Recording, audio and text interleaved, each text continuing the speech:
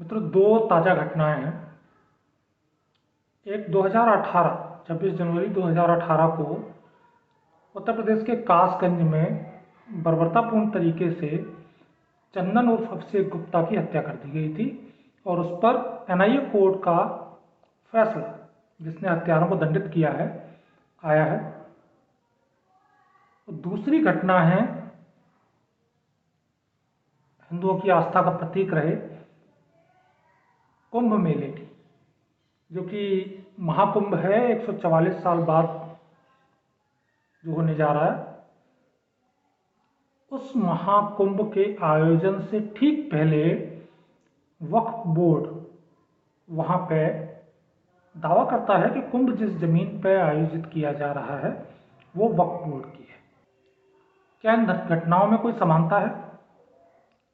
2018 में हुई चंदन गुप्ता की हत्या और कुंभ पे वक्फ बोर्ड के इस दावे के बीच में क्या कोई रिश्ता है? जी साहब, रिश्ता है। और आज मैं इसी रिश्ते पे बात करना चाहूँगा आपसे। राम राम, मेरा नाम अजय सिंह, स्वागत है आपका मेरे यूट्यूब चैनल बसंत। मित्रों, चंदन गुप्ता हत्याकांड की जो चार्जशीट एनआईए ने कोर्ट में दाखिल की और जिस चार्जशीट को माननीय न्यायाधीश ने सत्य मानते हुए 28 अपराधियों को आजीवन कारावास द्वारा दंडित किया, वो चार्जशीट बड़ा चौंकाती है। घटनाक्रम जिस तरह से टीवी चैनल्स पर दिखाया गया एक्चुअल में वैसा नहीं था, उससे कुछ अलग था। बहुत कुछ है जो आपसे छिपा लिया गया। चश्मदीद गवाहों, वीडियो रिकॉर्डिंग्स और कई अन्य चीज़ों को आधार बना करके एनआईए ने अपनी चार्जशीट दाखिल की थी और इस चार्जशीट में जो चीज़ें कही गई हैं वो घटनाक्रम की मैं थोड़ी सी आपको बताना चाहूँगा। चार्जशीट बताती है कि कासगंज में तहसील रोड कहा जाता है, कचहरी रोड। कचहरी रोड पे एक राजकीय बालिका इंटर कॉलेज है और ये कोई गली नहीं है, ये मुख्य मार्ग है। तो कासगंज के इस मुख्य मार्ग से यात्रा होकर गुजर रही थी। इस मुख्य मार्ग के एक तरफ मुस्लिम बहुल इलाका है जहाँ ये घटना घटित हुई है। तो मुख्य मार्ग पर एक भीड़ खड़ी हुई है जिसके पास डंडे, लाठियां, हथियार भी हैं और ये भीड़ तिरंगा यात्रा निकाल रहे उत्साही युवाओं को रोकती है, रास्ता रोकती है। इस भीड़ का नेतृत्व एक व्यक्ति जो कि स्थानीय दुर्दांत अपराधी है, जो हिस्ट्री सीटर टाइप का था, जिसका नाम आसिफ कुरैशी उर्फ हिटलर था। ये आसिफ कुरैशी उर्फ हिटलर रास्ता रोकता है इन युवाओं का और वहाँ पे झगड़े की नौबत आती है। तो जो बड़े हैं वहाँ मौजूद हैं यात्रा में, वो उस झगड़े को टालने के लिए यात्रा को पास की गली से होकर निकालने का प्रयत्न करते हैं। पतली गली है, दोनों तरफ मुस्लिम आबादी है। उस गली में पहले से बैरिकेडिंग करके रास्ते रोके हुए थे। ये जो कुछ हो रहा है ये अचानक हुई घटना, अचानक हुई भगदड़, अचानक हुई घटना, गुस्से में चली गोली जैसा कुछ नहीं था। ये प्री प्लान था। ये सब कुछ पहले से तय किया गया था। बाकायदा रास्ता रोक के इन बच्चों को डाइवर्ट किया गया, इनका रास्ता बदला गया। जो तिरंगा यात्रा वाले बच्चे थे उनका रास्ता बाकायदा साजिशन रोक के बदला गया। जब ये पतली गली में पहुंचे तो उस गली में इन पर पथराव चालू हो गया। ये फंसे हुए थे दोनों तरफ से और इनके सामने एक शर्त रखी गई कि पाकिस्तान जिंदाबाद के आप नारे लगाइए, हम आपको सुरक्षित जाने दें। किसी मजहब के खिलाफ, किसी मजहब से रिलेटेड नारे लगाने के लिए नहीं, पाकिस्तान जिंदाबाद। तिरंगा यात्रा आप लेके निकले हो, आप हिंदुस्तान जिंदाबाद के नारे लगा रहे हो, भारत माता जय बोल रहे हो, भारत माता की, आप वंदे मातरम चिल्ला रहे हो, तो आपको नीचे दिखाना या आपके मोराल को ध्वस्त करने का तरीका क्या है? उन्होंने तरीका ये निकाला कि आप पाकिस्तान जिंदाबाद के नारे लगाइए। और ये मैं नहीं कह रहा हूँ, एनआईए की चार्जशीट कह रही है। एनआईए की चार्जशीट में बाकायदा गवाहों का ये बयान दर्ज है और इससे रिलेटेड सबूत एनआईए ने कोर्ट के सामने रखे। इन युवकों ने पाकिस्तान जिंदाबाद का नारा लगाने से मना कर दिया। उसके बाद चलाई गई गोली। उसके बाद जो गोली चली, इन युवकों पर भयानक पथराव हुआ, कांच की बोतलें फेंकी गई, आगजनी की गई और जो गोली चली, जो सलीम नाम के व्यक्ति द्वारा चलाई गई बताई जा रही है, उस गोली से चंदन उर्फ अभिषेक गुप्ता की मौत हुई। 26 जनवरी 2018 की ये घटना है। यहाँ हो जाता है, इसे बाकायदा गंभीर अपराध मान के उत्तर प्रदेश सरकार ने इस पे इसकी जांच एनआईए को दी और एनआईए ने अपनी जांच करके तथ्य अदालत के सामने रखे। अब इस चीज का जो कुंभ से रिलेशन जोड़ रहा है वो कैसे? चंदन गुप्ता के हत्यारों को बाकायदा आजीवन कारावास की सजा एनआईए कोर्ट द्वारा दी जा चुकी है। यहां एक और नया रहस्य खुल के सामने आता है कि जो बाइक मैकेनिक है या सब्जी का ठेला लगाने वाला है या जिसकी इलेक्ट्रॉनिक इक्विपमेंट रिपेयर करने की दुकान है या इस तरह का कोई और मझोले साइज का बिजनेस है, इनमें से एक ही व्यक्ति जिसने गोली चलाई बताया जा रहा है, उसके अलावा लगभग सभी छोटे मोटे काम करने वाले लोग थे। और इनके लिए जो एनआईए कोर्ट में वकील मुकदमा लड़ रहे थे, और एक तो नहीं दर्जनों लड़ रहे थे, उनकी फीस कईयों की 5 से 15 लाख रुपए एक सुनवाई की फीस थी। एक एक सुनवाई की जो कीमत थी वो फीस के तौर पे ये वकील 5 से 15 लाख रुपए तक ले रहे थे, जो चंदन गुप्ता के हत्यारों की कोर्ट में पैरवी कर रहे थे। सवाल ये है कि ये मामूली से जो लोग दिख रहे थे जिन्होंने ये घटना अंजाम दी कि पाकिस्तान जिंदाबाद के नारे लगाओ, नहीं लगाया तो मार डाला, उनके लिए करोड़ों रुपए पिछले 2018 से 2024 तक वकीलों को फीस, अन्य सुविधाएं और बहुत सारे खर्चे, तो ये करोड़ों रुपए कहां से आ रहे थे, कौन खर्च कर रहा था? ये पैसा उपलब्ध कराया जा रहा था उन संस्थाओं द्वारा जिनका इससे कोई लेना देना तो नहीं है, लेकिन जो मजहबी संस्थाएं हैं मुस्लिम्स की और कुछ वामपंथी संस्थाएं भी है। मैं एक नाम लेता हूं आपको, एक नाम है अमृत विल्सन।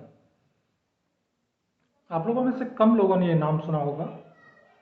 ये अमेरिका स्थित एक भारतीय है जो जन्मा हिंदू था लेकिन कन्वर्ट होकर बाद में जिसने ईसाईयत अपना ली। ये गांधी परिवार का बेहद करीबी व्यक्ति है अमृत विल्सन, और ये एक संस्था का प्रमुख है। अमृत विल्सन जो है वो एक संस्था का प्रमुख है जिस संस्था का नाम है साउथ एशिया सॉलिडारिटी ग्रुप। ये वैसे तो एक संस्था इस तरह की है, लंदन स्थित संस्था है, लंदन और न्यूयॉर्क में इसके ऑफिस हैं, जो भारत, पाकिस्तान, बांग्लादेश के जो नागरिक वहाँ रह रहे हैं उनको जोड़ने का काम और तमाम इस तरह की गतिविधियाँ जिसमें लोगों का पार्टिसिपेशन रहे उसमें रहती है। लेकिन अमृत विल्सन न्यूयॉर्क में बैठा व्यक्ति या लंदन में बैठा व्यक्ति आखिर कासगंज के हत्यारों के लिए सूटकेस भर भर के पैसे क्यों भेज रहा है? और सिर्फ एक नंबर का नहीं भेज रहा है, 2 नंबर की भी भेज रहा है। उसका भला इस सब में क्या इंटरेस्ट हो सकता है? और क्या भारत के राजनीतिक कुनबे के निर्देश पे वो ऐसा कर रहा है? क्योंकि भैया उनका करीबी भी है, अमृत विल्सन से करीबी कोई छुपी हुई चीज नहीं है। तो एक संस्था जैसा मैंने बताया आपको कि साउथ एशिया सॉलिडारिटी ग्रुप है, जिसका अमृत विल्सन लगातार इसके लिए पैसा भी उपलब्ध करा रहा था और अंतर्राष्ट्रीय मंचों पर इस घटना को इस तरह से रख रहा था कि ये हिंदुओं के आपस के झगड़े में हुई हत्या है जिससे मुसलमानों के सर पर थोपा जा रहा है। उसके बाद हम आ जाते हैं एक और संस्था है जिसका नाम है अलाउंस फॉर जस्टिस। इसका मुखिया एक पाकिस्तानी है, पाकिस्तानी अमेरिकन कह सकते हैं, और ये न्यूयॉर्क से है ये संस्था भी। और ये संस्था भी लगातार इस काम के लिए फंडिंग कर रही थी, अंतर्राष्ट्रीय मंचों पे इस बात को थोड़ा सा परिवर्तित करके प्रदर्शित कर रही थी। तो इसके अलावा एक और संस्था है जिसका नाम है इंडियन अमेरिकन मुस्लिम काउंसिल।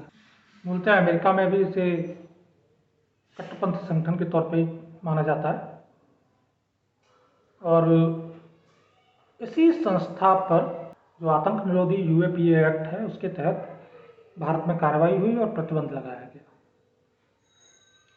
इस संस्था ने लगातार इस मुकदमे के अपराधियों को पूरी मदद की, उनके परिवारों तक पैसा पहुंचाया, कानूनी सहायता के लिए धन उपलब्ध कराया और तमाम जो ज़रूरतें होती हैं ऐसे अपराधियों को उन्हें पूरा करने में भरपूर सहयोग दिया।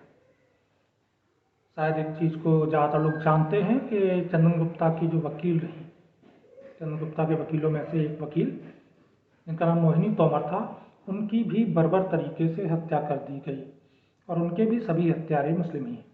तो क्या मोहिनी तोमर हत्याकांड में संस्थाओं और इनसे जुड़े लोगों और इससे आए पैसे का हाथ हो सकता है? मैं कोई आरोप नहीं लगा रहा हूँ, लेकिन संभावनाओं से इनकार भी नहीं किया जा सकता। अब सवाल है कि ये संस्थाएं ये पैसा भेज कैसे रही थी, और सिर्फ विदेशों से फंडिंग हो रही हो ऐसा नहीं है, यहाँ से भी हो रही थी, भारत से भी। वैसे तो ये सीधे टेरर फंडिंग का मामला है। टेरर फंडिंग के मामले में सरकार संभवतः आगे चल के जाँच भी करेगी और जो लोग हैं उन पर कार्रवाई भी करेगी। लेकिन टेरर फंडिंग से आगे हम आते हैं इस पैसे का जो आवागमन हुआ, उसमें बड़ी भूमिका वक्फ बोर्ड की थी, उससे जुड़ी संस्थाओं की भी थी। अब आ जाते हैं हम दूसरे मुद्दे पे, यानी जो वर्तमान में महाकुंभ का आयोजन प्रयागराज में हो रहा है, वहाँ पे वक्फ बोर्ड ने जो दावा किया है कि ये हमारी ज़मीन पर हो रहा है। इस दावे के मतलब, इस दावे का मायने क्या है? सच्चाई सभी जानते हैं कि कुंभ उतना पुराना है कि जब मैसेंजर ऑफ गॉड के पास संदेश आए उससे 200 पीढ़ियों पहले ऋग्वेद में कुंभ का जिक्र मिलता है। महाभारत के तीर्थ यात्रा पर्व में कुंभ का जिक्र मिलता है। तो जब, जैसा योगी जी ने कहा कि बीज भी अंकुरित नहीं हुए थे इनके, तब से कुंभ मौजूद है। और उस कुंभ में अचानक से वक्फ की प्रॉपर्टी कहाँ से निकल आती है? टारगेट प्रॉपर्टी नहीं, टारगेट हिंदू मन है। जो माइंडसेट चंदन गुप्ता और उसके साथियों से पाकिस्तान जिंदाबाद बुलाना चाहता था और उस नारे के जरिए वो नीचा दिखाना चाहता था कि इस देश में हम तुमसे जो चाहेंगे करवाएंगे और तुम्हें करना पड़ेगा। गुंडई, जहाद की जो मानसिकता है, वो सिमिलर मानसिकता कुंभ में इस दावे पे भी काम करती है। उद्देश्य समग्र पूरे संपूर्ण बहुसंख्यक हिंदू समाज को नीचा दिखाने का है कि तुम्हारा सबसे बड़ा धार्मिक आयोजन, उसमें भी हम दावा करेंगे, तुम क्या कर लोगे। कुंभ के मायने क्या है एक सामान्य हिंदुस्तानी के लिए? बड़े लोगों की, नेताओं की, मुख्यमंत्री, प्रधानमंत्री की बात नहीं कर रहा हूँ, मैं अपने और आपके जैसे सामान्य व्यक्ति की बात कर रहा हूँ। ये 2011-12 में मेरी नोटिस में आई ये चीज़ कि एक कुंभ ऐसा भी है जो भारत के बाहर आयोजित होता है और हिंदुओं का ही कुंभ है, बाकायदा, जैसे ये अभी चल रहा है ऐसे वो आयोजित होगा। ये पृथ्वी के उत्तरी गोलार्ध में होता है और वो पृथ्वी के दक्षिणी गोलार्ध में होता है। सुदूर दक्षिण अमेरिका में एक देश है सूरीनाम, और सूरीनाम में ब्रिटिश काल में गन्ने की खेती के उद्देश्य से बहुत से भारतीयों को दास बना करके जहाजों में भर के ले जाया गया था। वहाँ भी ब्रिटिश कॉलोनी थी, यहाँ से दास बना के, अब दास बना के वो लोग तो ले जाए नहीं गए होंगे जो जमींदार होंगे, राजे होंगे। ले जाए गए वो सामान्य कृषक मजदूर थे, सामान्य कृषक मजदूर थे, वो कामगार थे। कोई लोहे के औजार बनाने वाला था, कोई बढ़ईगिरी करने वाला था, कोई खेतिया बंधुआ मजदूर था। जमींदारों के हाथों अंग्रेजों को सुपुर्द किया गया और उन्हें जहाज़ों में ठूस ठूस के यहाँ से दक्षिण अमेरिका के सुदूर द्वीप, जहाँ वेस्ट इंडीज क्रिकेट टीम आप लोगों ने सुन रखी होगी, वहाँ सूरीनाम पहुँचाया गया। फ्रेंच गयाना में वो लोग पहुँचे, और भी बहुत सारे देश हैं जहाँ पहुँचे। ट्रिनिडाद टोबैगो में रहते हैं बहुत सारे भारतवंशी। तो इन भारतवंशियों को सूरीनाम में जब ले जाया गया और कालांतर में इनकी अगली पीढ़ियाँ आईं और ये दास्ता से, बंधुआ मजदूरी से मुक्त हुए, लेकिन वहाँ से कभी वापस नहीं लौट पाए। और इन लोगों में सबसे बड़ी संख्या उन लोगों की थी जो पूर्वांचल और बिहार से थे। सूरीनाम में पहले से बहने वाली एक नदी को इन्होंने अपनी आस्था का प्रतीक बनाया। उस नदी को नया नाम दिया श्री राम नदी। श्री राम रिवर। आज भी सूरीनाम में श्री राम रिवर है। जैसे यहाँ कुंभ आयोजित होता है, उसी प्रकार से श्री राम रिवर पर भी कुंभ आयोजित होता है। और सूरीनाम और आसपास जो कैरेबियन टापुओं पर रहने वाला हिंदू समाज है, वहाँ श्री राम नदी पे जाकर के पवित्र स्नान करता है। पर्वों पर स्नान की हमारी जो परंपरा रही, अपनी जड़ों से काट के वहाँ ले जाए गए सनातन बंधुओं ने वहाँ भी उस परंपरा को स्थापित करके कायम कर दिया। और ये घटना ये बताने के लिए पर्याप्त है कि हिंदू समाज के लिए ये पर्व स्नान और कुंभ के मायने क्या है। ये जन सामान्य, बिल्कुल सामान्य सा गरीब व्यक्ति जो है हिंदू, उसके लिए भी ये पर्व, ये स्नान क्या मायने रखता है। और ऐसे कुंभ पे जब जिहादी ताकतें अपना दावा ठोंकती और ये सीना तान के कहती हैं कि नहीं, यहाँ तो ये जमीन तो हमारी है, तो मामला जमीन का नहीं होता, मामला आपके दिलो दिमाग पे चोट करने का होता है, मामला आपको नीचे दिखाने का होता है, आपके मनोबल को तोड़ने का होता है। और यही जो नीचा दिखाने का, मनोबल को तोड़ने का प्रयत्न था, वही कासगंज में किया गया था पाकिस्तान जिंदाबाद के नारे बुलवाने के लिए। हम तिरंगा यात्रा नहीं निकालने देंगे, हम भारत माता की जय वंदे मातरम नहीं बोलने देंगे, हम तुमसे पाकिस्तान जिंदाबाद बुलवाएंगे और तुम्हें बोलना पड़ेगा, नहीं तो हम गोली मारेंगे। और ये जो माइंड सेट है, चाहे कुंभ पे दावे वाला हो या फिर चंदन गुप्ता के हत्यारों को सहायता करने वाला हो या चंदन गुप्ता के हत्यारों का, इससे पूरी तरह से अभी एक आरटीआई से ज्ञात हुआ है कि सिर्फ दिल्ली में पिछले 10 साल में 101 करोड़ रुपए वक्फ को केजरीवाल सरकार द्वारा दिए गए। और इस पैसे का इस्तेमाल कहाँ होता है? वक्फ को विदेश से भी अनाप शनाप फंडिंग आती है। जो संस्थाओं के नाम मैंने आपको दिए, ऐसी संस्थाएं करती हैं और उस पैसे से लड़े जाते हैं आतंकवादियों के मुकदमे। गलियों मोहल्लों में रहने वाले जो छोटे छोटे लोग हैं ना, जिनकी अपनी कोई हैसियत नहीं, उन्हें आश्वस्त किया जाता है कि तुम्हें जो करना है करिए, बचाने के लिए हम हैं। तो पत्थर फेंकिए पुलिस पे, मुकदमा लड़ने के लिए हम हैं, तुम्हें जेल से हम निकालेंगे, तुम जेल में रहोगे तब तक तुम्हारे परिवार को महीने की फंडिंग पहुंचेगी। इन्हें आश्वस्त किया जाता है और ये पैसा विदेशों से आता है, वक्फ बोर्ड के जरिए आता है, जमीयत उलेमा के जरिए आता है। तो ये भी आतंकवाद का एक नया स्वरूप है।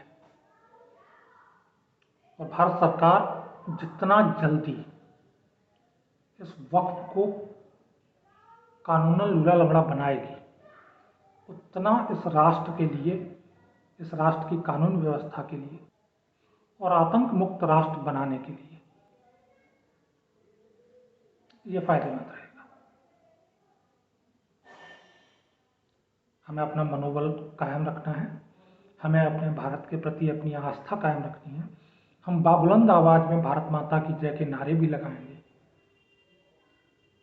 और एक चंदन क्या, 1000 चंदन जहां भी जरूरत होगी छाती खोल के खड़े हो जाएंगे।